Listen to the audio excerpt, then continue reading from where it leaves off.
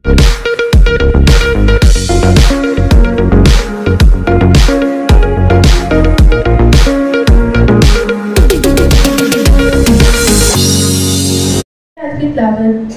کی کتاب اس کا 70واں زبور پہلی 12 آیات کی آج ہم تلاوت کریں گے۔ میں بلند آواز سے خدا کے حضور فریاد کروں گا، خدا ہی کے حضور بلند آواز سے، اور وہ میری طرف کان لگائے گا۔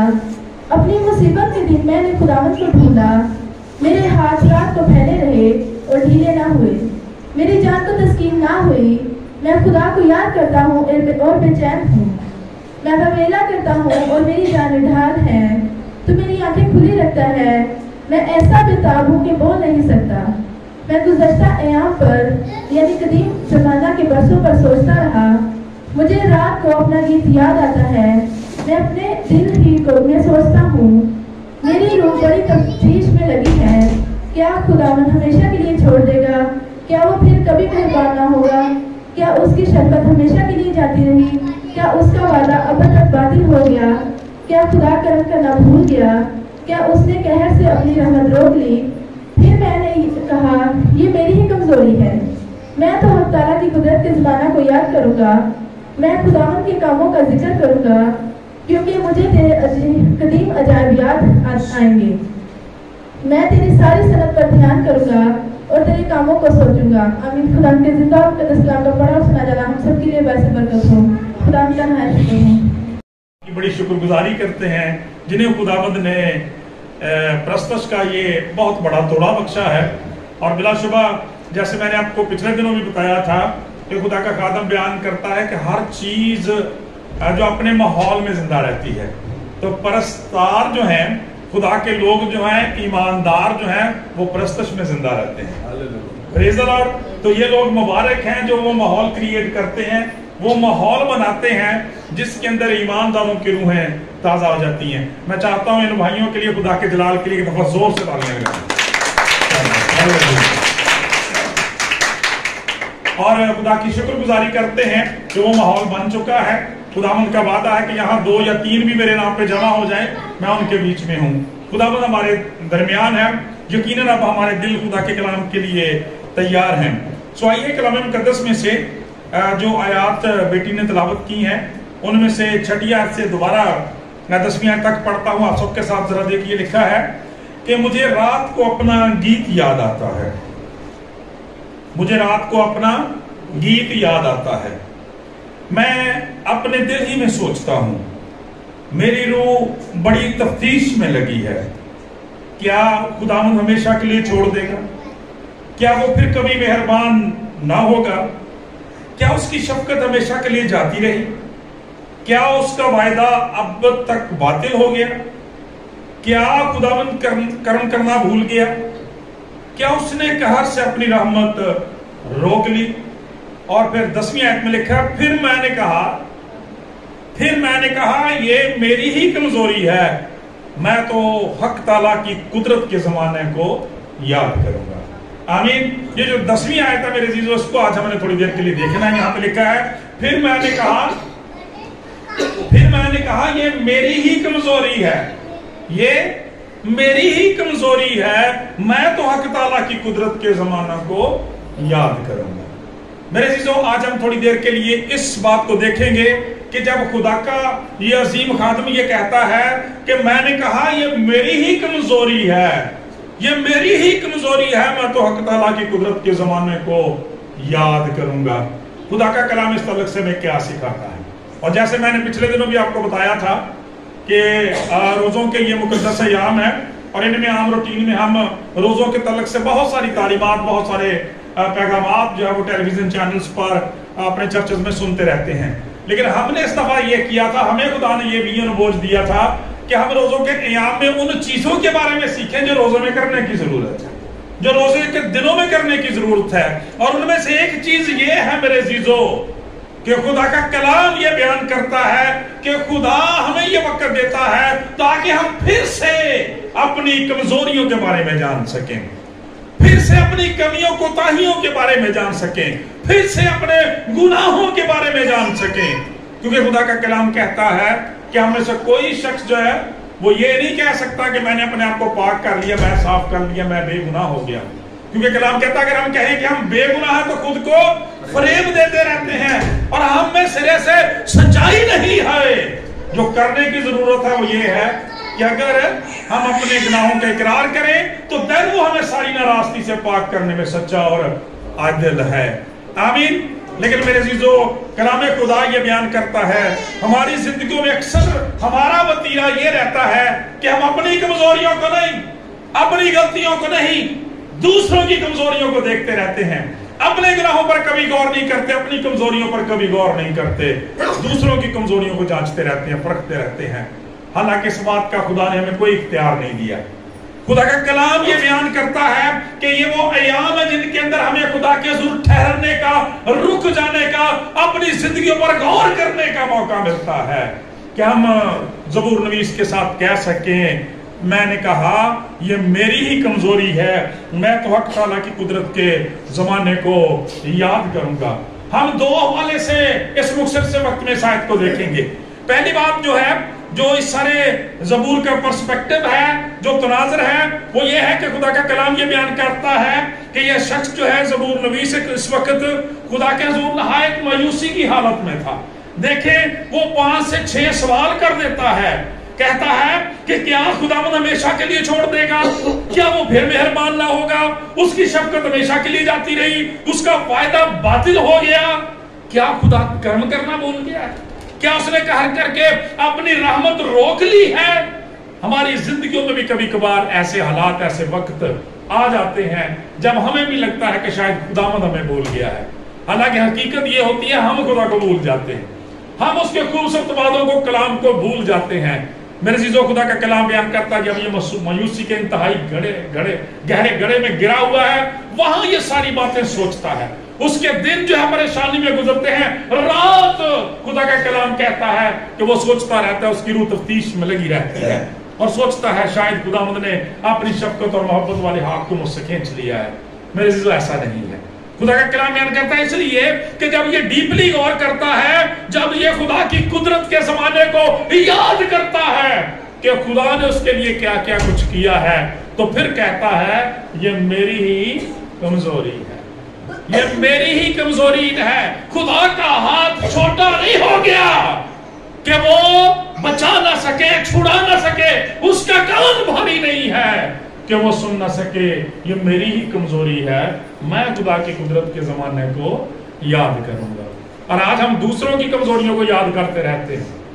میرے عزیزو، بڑی معذرت کے ساتھ کہتا ہوں کہ بڑی دفعہ یہ ہوتا ہے کہ ہم کلام تو سارا سوال ہی سنتے رہتے ہیں، ہر ہفتہ وار عبادت میں شامل ہو جاتے ہیں، لیکن زندگی میں کوئی تبدیلی اور ترقی نہیں آتی۔ میرے عزیزو، خدا کا کلام بیان کرتا ہے کہ تو اپنی باتوں کے سبب سے گناہگار، اپنی باتوں کے سبب سے راستہ باز ٹھہرے گا۔ کوئی نکمی بات تو خدا کا کلام بیان کرتا تمہارے منہ سے نہ نکلے، اور تمہارا تو کلام بھی ایسا پرفضل اور نمکین ہونا چاہیے جس کے سننے سے دوسرے لوگوں پر فضل ہو۔ خدا کا کلام بیان تمہاری کی مایوسی کی باتیں دوسروں کو مایوس کر سکتی ہیں۔ خدا کا کلام بیان کرتا میں نے کہا یہ میری ہی کمزوری ہے، میں خدا کی قدرت کے زمانے کو یاد کروں گا۔ ذرا اپنے بزرگوں کے وقت کو یاد کریں، بزرگ باپ ابراہیم کو دیکھیں، بزرگ باپ یعقوب کو دیکھیں، بزرگ یوسف کو دیکھیں، کیسی کیسی کٹھنائیوں میں، کیسے کیسے کٹھن حالات میں سے گزرے ہیں، لیکن خدا کا کلام یہ بیان کرتا ہے جب مایوسی نے گھیرا، جب پریشانی آ گئی، تو خدا کا کلام کہتا ہے میں خدا کی قدرت کے زمانے کو یاد کروں گا۔ انہوں نے گزرے وقت میں دیکھا کہ خدا نے میرے لیے کیا کیا ہے۔ خدا کا کلام بیان کرتا جب ملک مصر سے اپنے لوگوں کو نکالا تو خدا نے اپنے بندہ بزرگ موسیٰ کو یہ حکم دیا تھا کہ اپنی قوم کو سکھا دینا کہ ان تجربات کو، ان نشانات کو، ان معجزات کو جو میں نے ان کی آنکھوں کے سامنے کیے ہیں ہمیشہ یاد رکھنا اور اپنے بچوں کو سکھانا، تاکہ زندگی میں کبھی یہ نہ کہہ سکو کہ خداوند کرم کرنا بھول گیا ہے، اس نے اپنی رحمت جو ہے وہ روک لی ہے۔ پھر میں نے کہا یہ میری ہی کمزوری ہے۔ ہم بزرگ یوسف کی زندگی کو دیکھیں، خدا کا کلام یہ بیان کرتا ہے 14 سے 15 سال جوانی کے جو 15 سال تھے وہ اس اذیت میں، دکھ میں، مصیبت میں گزر گئے۔ خدا کا کلام بیان کرتا ہے کبھی کبھی جب اس کے ساتھ والے جیل میں اسے تنگ کرتے، خدا کا کلام بیان کرتا ہے شاید پریشان ہو جاتا ہوگا، نوجوان تھا، لیکن خدا کا کلام بیان کرتا ہے یہی کلام اس کی قوت اور قدرت کا سر چشمہ بنا رہا. میں نے کہا یہ میری ہی کمزوری ہے, خدا کے ہاں کوئی کمزوری نہیں ہے, بلکہ لکھا ہے وہ تو فرماتا ہے تمہاری کمزوری میں ہی میری قوت جو ہے وہ کارگر ہوتی ہے, پوری ہوتی ہے. خدا کا کلام یہ بیان کرتا ہے, اور خدا کا کلام بیان کرتا ہے پھر اس کی زندگی میں وہ وقت آیا جب خدا نے اسے جیل سے اٹھایا. خدا کا کلام بیان کرتا تخت شاہی پر متمکن کر دیا. آج بھی خدا کا کلام بیان کرتا میرے عزیزو یہ وہ مقدس اور پاک ایام ہیں جن کے اندر ہمیں جھکنے کی ضرورت ہے. خدا کی قدرت کے زمانے کو یاد کرنے کی ضرورت ہے کہ وہ آج کل بلکہ بد تک یکساں اور سب کچھ کرنے کی قدرت رکھتا ہے. بزرگ داؤد خدا کا کلام یہ بیان کرتا, زبوروں میں ایک بڑا حصہ خدا کا پاک کلام بیان کرتا ہے. جب ہم کلام مقدس کے اندر دیکھتے ہیں, یاد رکھیں میں نے تھوڑی دیر پہلے کہا تھا کہ دو طرح سے ہم اس آیت کو دیکھیں گے. ایک تو ایسا حوالے سے کہ جب ہم زندگی کی مشکلات میں, مسائل میں, پریشانیوں میں گر جاتے ہیں تو ہم خدا کی قدرت کو ہی بھول جاتے ہیں, خدا کے کلام کو بھول جاتے ہیں, اس کے وعدوں پر شک کرنا شروع کر دیتے ہیں, حالانکہ کمزوریاں ہماری زندگی میں ہوتی ہیں. اور جب ان کو مان لیتے ہیں خدا کی قدرت بڑھتی اور کام کرتی ہے. خدا کا پاک کلام بیان کرتا ہے, اور ایک اور صورتحال, ایک اور سچویشن جو ہماری زندگیوں کے اندر ہوتی ہے وہ یہ ہوتی ہے کہ ہم دوسروں کی کمزوریوں کو, دوسرے انسانوں کی کمزوریوں کو دیکھتے رہتے ہیں, اپنی کمزوریوں کی طرف کبھی غور نہیں کرتے. اس شخص کے بارے میں جس کا نام بائبل مقدس میں بڑا خوبصورت نام ہے, اور اس شخص کا انٹروڈکشن بائبل مقدس کے اندر یہ ہے کہ میرا بندہ داؤد میرے دل کے موافق مل گیا. اور آپ کو پتا ہے اس کے موافق ہونے کی وجہ کیا ہے؟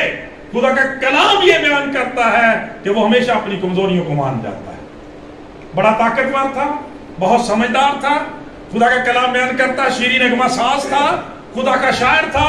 خدا کا کلام کہتا جنگجو تھا, بہادر چاند سپہ سالار تھا, بادشاہ تھا. خدا کا کلام بیان کرتا ہے اس کے باوجود اپنی کمزوریوں کو مان لینے والا ہے.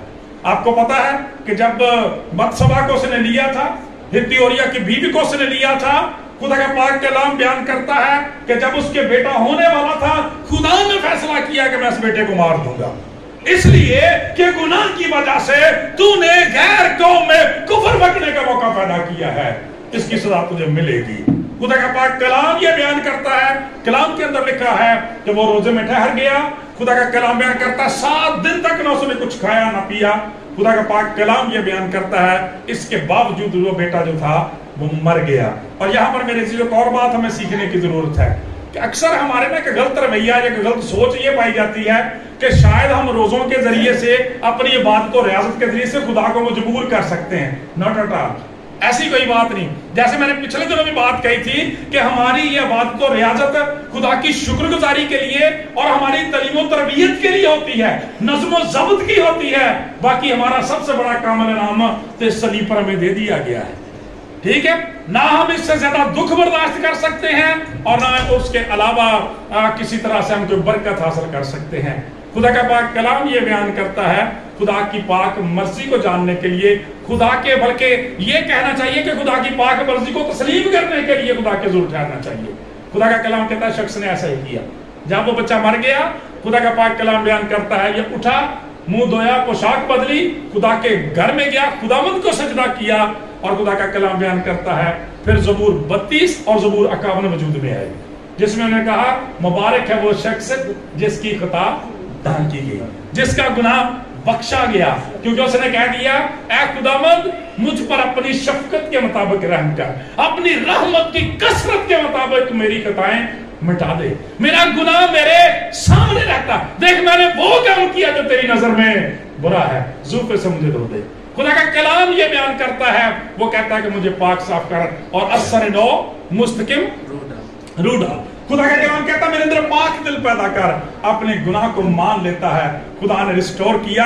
اور پھر دیکھیں خدا کا پاک کلام یہ بیان کرتا ہے جب وہ اپنے گناہوں کا اقرار کرتا ہے تو بیسیکلی کہہ رہا تھا کہ خدا کی قدرت میں کمی نہیں ہے, اس کی شفقت میں کمی نہیں ہے, اس کا ہاتھ چھوٹا نہیں ہو گیا. اس شخص کا ایکسپیرینس ہے کہ جنگوں میں جاتی جولیت کا کلا کما کرنے والا یہی شخص تھا. लेकिन अपने घर में अपनी खानदानी जिंदगी में बुरी तरह से फेल हुआ। क्यों? गुनाह जिंदगी के अंदर आ गया, लेकिन वो उसका तरियाक भी जानता था। उसने कहा कि ये मेरी ही कमजोरी है, अपने गुनाहों का इकरार किया। खुदा ने दोबारा से उसकी बीवी को ब्लेस किया और फिर सुलेमान जैसा शहजादा पैदा हुआ। प्रेज़ द लॉर्ड, जोरदार तालियां लगाएं खुदा कि जब हम अपनी कमजोरियों को मान लेते हैं, अपनी कमजोरियों का इकरार खुदा के हुजूर करते हैं, खुदा हमें सरफराज करता है। क्योंकि लिखा है जो कि अपने गुनाह को छुपाता रहता है वो कभी कामयाब नहीं होता। जो उसका इकरार करके उसको तर्क करने का वादा करता है, उस पर खुदा की रहमत और शफ़क़त, मोहब्बत और मेहरबानियां होती हैं। जब हम निजात दहिंदा की जिंदगी को देखते हैं तो आपने भी इस बात की तस्दीक की है। खुदा का कलाम बयान करता है कि इन दिनों लोग इबादत करते हैं, बड़ी अच्छी बात है, ज्यादा इबादत करें, ज्यादा प्रस्तुत करें, ज्यादा पाक कलाम पढ़ें, लेकिन खुदा का कलाम बयान करता है उसके साथ साथ अपनी जिंदगियों में तब्दीली लाने की भी जरूरत होती है। खुदा के कलाम के अंदर लिखा हुआ है कि दो शख्स जो इबादत करने के लिए जाते हैं, एक फरीसी है और एक महसूल लेने वाला। फरीसी का नाम यीशु मसीह फरमाते हैं कि आगे बढ़ता है और खुदा का शुक्र अदा करना शुरू करता है। मैं तेरा शुक्र करता हूं, खुदा का कलाम बयान करता है। फिर उसके बाद कहता है कि मैं दही यकी देता हूं। फिर कहता है हफ्ते में 2 बार रोजा भी रखता हूं, और इसके साथ साथ ये करते हुए आखिर में जाके पता क्या कहता है कि मैं इस महसूल लेने वाले की तरह से गुनहगार नहीं। जरा देखें, ये शख्स भी बाइबल, ये शख्स भी हैकल के अंदर है, ये शख्स भी इबादत में है, ये शख्स भी चर्च के अंदर है, ये शख्स भी हदिया दे रहा है, ये शख्स भी शुक्रगुजारियां कर रहा है। खुदा का कलाम बयान करता है, लेकिन इसके बावजूद उसकी जिंदगी के अंदर इस इल्हाम की, इस मकाशफा की, इस भेद की कमी थी। खुदा का कलाम कहता है चर्च के अंदर भी वो दूसरों के ऐब ढूंढ रहा था। इस महसूल लेने वाले की तरह से गुनहगार नहीं हूं। अब जरा उस शख्स का रिस्पॉन्स देखिए। खुदा का कलाम बयान करता है जब उसकी बारी आ गई वो आगे भी नहीं हुआ। ठीक है, ये फरीसी तो पहली सफों के अंदर था ना, ये तो किसी को खड़े नहीं होने देते थे आगे। ठीक है, वो पीछे ही था, जूतियों पे बैठा, उधर ही छाती पीटना शुरू कर दी, खुदाबंद मैं गुनाहगार हूं, मुझ पर रहम कर। खुदा का कलाम बयान करता गोया वो कह रहा था कि मैंने कहा ये मेरी ही कमजोरी है। वो अपने कमजोरियों का, गुनाहों का इकरार कर रहा था, और खुदा का कलाम बयान करता है, खुदा के पाक कलाम के अंदर लिखा है जब उसने ये बात की, खुदा यीशु मसीह ने कंफर्म किया इस बात को कि मैं तुमसे सच कहता हूं कि फरीसी नहीं बल्कि वो मसूल लेने वाला खुदा के हुजूर मकबूल ठहरा। और आप देख भी लें, आप मुकद्दस मत्ती को देखें, आप ज़काई को देखें, खुदा का कलाम ये बयान करता है, कसबियों को देखें जो खुदावंद यीशु मसीह के वसीला से जिन्होंने तौबा की, कबूल किया, खुदा की बादशाही में दाखिल हुई, वो वाकई वो लोग थे जो हकीकी तौर पर गुनाहगार थे, लेकिन वो ये कहने वाले थे फिर मैंने कहा ये मेरी ही कमजोरी है। कई दफा ना ਅਸੀਂ ਆਪਣੀਆਂ ਹੱਟਦਰਮੀਆਂ ਤੇ ਅੜੇ ਹੀ ਨਾ ਆਪਣੇ ਖਾਨਦਾਨਾਂ ਨੂੰ ਤਬਾਹ ਬਰਬਾਦ ਕਰ ਦਿੰਦੇ, अपने तलकात ਨੂੰ रिलेशन ਨੂੰ तबाह बर्बाद कर देने, अपनी गवाही ਨੂੰ तबाह बर्बाद कर देते हैं, लेकिन हम अपनी गुनाहों को, कमजोरियों को मानने के लिए कभी तैयार नहीं होते। रोजों के इन अयाम में जरूरत इस बात की है कि हम अपनी जिंदगियों की इस्लाह करें, इसलिए कि जब यहाँ ये कहा जाता है मैंने कहा ये मेरी ही कमजोरी है, मैं तो हक ताला की कुदरत के जमाने को याद करूंगा, तो बाइबल मुकद्दस के अंदर एक बड़ा खूबसूरत करैक्टर जो है वो मुशर्रफ बेटे का है। और आपको पता है कि मैं हमेशा आपको तो बताता हूं कि पूरी दुनिया के अंदर देखें, जब हमारी इबादत का आगाज होता है तो मुशर्रफ बेटे के स्कॉल के साथ होता है। कैसे हम दुआ का इबादत का आगाज करते हैं? मैं उठकर अपने बाप के पास जाऊंगा, मैं उठकर अपने बाप के पास जाऊंगा और उससे कहूंगा बाप मैं आसमान का और तेरी नजर में गुनहगार हुआ, अब इस लायक नहीं रहा फिर तेरा बेटा कहलाऊं, मुझे अपने नौकरों जैसा ही कर ले। ये देखिए ये शख्स क्या कहता है, मैं उठकर अपने बाप के पास जाऊंगा और उससे कहूंगा मैं आसमान का और तेरी नजर में गुनहगार हुआ, मैं गुनहगार हुआ। ये अपनी गलती की बात करता है, मैंने कहा ये मेरी ही कमजोरी है, और खुदा का कलाम बयान करता उसका रिजल्ट देखे फिर, जिसकी तस्दीक थोड़ी देर पहले खुदा यीशु मसीह ने इस वाक्य में की कि मैं तुमसे सच कहता हूं फरीसी नहीं महसूल लेने वाला खुदा की नजर में जो है वो मकबूल ठहरा। यहां पर देखें जब ये शख्स इकरार करता है, वापस जाने का फैसला करता है, कलाम के अंदर लिखा अभी दूर ही था तो उसका बाप जो है, खुदा का पाक कलाम ये बयान करता है, अपने बाजू फैला देता है। आज भी मेरे अजीजों ये सलीब जो है, ये खुले बाजू जो है आज भी गुनहगारों को अपनी तरफ बुलाते हैं। थके मांदो बोझ के दबे लोगो मेरे पास आओ, मैं तुम्हें आराम दूंगा। बड़ी मादरत के साथ कहता हूँ, असी सिर्फ यही सीखिया शायद इस ऐप का या इस गल का ये मतलब है कि तुम अपन मुश्किलों ते परेशानियों के नाल ही घिरे हुए हैं, मसाइल के नाल ही थके टुट रहे हैं। नॉट एट ऑल मेरे चीजों, हमारी रूहों को भी जांचने की जरूरत है। गुनाह ने तोड़ा हुआ है जिंदगियों को, वो हड्डियां जो तूने तोड़ डाली है फिर से शादमान हो। गुनाहों ने चकनाचूर किया हुआ है, गुनाहों ने सारी शादमानी को खत्म कर दिया है, गुनाहों ने सारी रूह को परेशान किया हुआ है। उस बोझ को खुदा उतारना चाहता है। खुदा का कलाम बयान करता, मेरे पास आओ मैं तुम्हें आराम दूंगा। खुदा का कलाम कहता है, सलीब के ये खुले हुए बाजू खुदा के खुले हुए बाजू हैं, मसीह के खुले हुए बाजू हैं जो रात दिन आपको बुलाता है। और खुदा का कलाम बयान करता है, जब वापस आता है उसका बाप उसके गले मिलता है। खुदा के कलाम में लिखा हुआ है कि नई पोशाक इसे पहनाओ, इसके पाँव में जूती पहनाओ और इसके हाथों में अंगूठी पहनाओ। खुदा का कलाम ये बयान करता है, इसके लिए बड़ी ज़ियाफत का एहतमाम करो। आज भी खुदा का कलाम ये बयान करता है, जिस तरह से वो शख्स बहाल कर दिया गया था, खुदा चाहता है आप जमीन पर अपने खानदान में और आसमान पर खुदा के खानदान में बहाल कर दिए जाए। प्रेज़ द लॉर्ड, तालियां लगाओ फिर खुदा के कलाम के लिए, मेरे लिए नहीं, ठीक है। जमीन पर भी आपको बहाल करे और आसमान पर अपने खानदान में रिस्टोर कर दे। इसलिए कि कलाम के अंदर लिखा हुआ है, खुदावंद यीशु मसीह ने फरमाया कि मैं तुमसे सच कहता हूं कि जब जमीन पर एक गुनहगार जो है खुदा के खौफ से, मसीह की मोहब्बत से तौबा करता है, खुदा का कलाम बयान करता है, खुदा बाप भी फरिश्तों के साथ, मुकद्दसीन के साथ, ईमानदार बेटों बेटियों के साथ आसमान पर ज़ियाफत करता है, जश्न मनाता है, खुश होता है मेरे अज़ीज़ों। इसलिए आज का हासिल कलाम यही है कि आज ये मुकद्दस अयाम जो हमें फिर से दिए गए हैं, यहाँ पे लिखा है फिर मैंने कहा, यानी पहले गौर किया, पहले सोचा, फिर समझा, और जब समझ बात आई ठिकाने, खुदा के कलाम को सुना, पता चला ओहो ये तो मेरी ही गलती है, मैं नाम था। ये उन लोगों के बारे में है जो बाइबल मुकद्दस को सिर्फ वर्कों का मजमूआ ही समझते हैं, उनको सोचने की जरूरत है।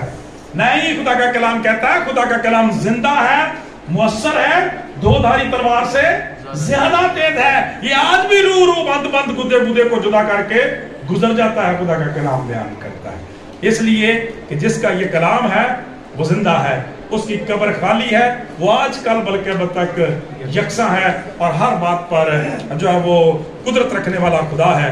वो हमारी दरखास्त और ख्याल से बहुत बढ़कर काम करने वाला खुदा है। इसलिए जरूरत इस बात की है, दोनों बातों को देखें। खुदा के हवाले से हम अगर खुदा की शफकत मोहब्बत में हमें कमी नजर आती है तो याद रखें ये हमारी ही कमजोरी है, और अगर हमें दूसरों के गुनाह नजर आते हैं तो ये भी हमारी ही कमजोरी है। खुदा का कलाम ये बयान करता है, खुदा यीशु मसीह ने कितनी दफा कहा है पाक कलाम के अंदर कि जब हम देखते हैं कि खुदा यीशु मसीह ने कहा कि दूसरों की आंख का तिनका निकालने से पहले अपनी आंख का शतीर निकालना जो वो ज्यादा जरूरी है, और दूसरों से माफी तलब करने से पहले दूसरों को माफ करने के लिए तैयार रहना ज्यादा जरूरी है।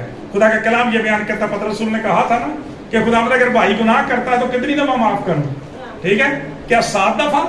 खुदा का कलाम बयान करता, जवाब क्या मिला था? 7 दफा नहीं, 7 के 70 दफा, ठीक है। खुदा का 7 के 70 दफा, यानी लगातार ये काम अनलिमिटेड जो है माफी जो है वो खुदा की तरफ से भी हमें मिली है। ये अयाम हमें बताते हैं कि देखने की जरूरत है कि खुदा ने कैसी कैसी हमारी बदजातियां माफ की हुई हैं, कैसे कैसे गुनाह हैं, कैसी कैसी कमजोरियां हैं जिनको खुदा हिसाब में नहीं लाता। मसीह के खून के वसीला से वॉश कर दी है, ढांप दी है। हमें भी दूसरों के साथ ऐसा सलूक करने की जरूरत है। खुदावंद से दुआ है आज के कलाम के वसीला से हम सबको बड़ी बरकत। आमीन। आइए जी हम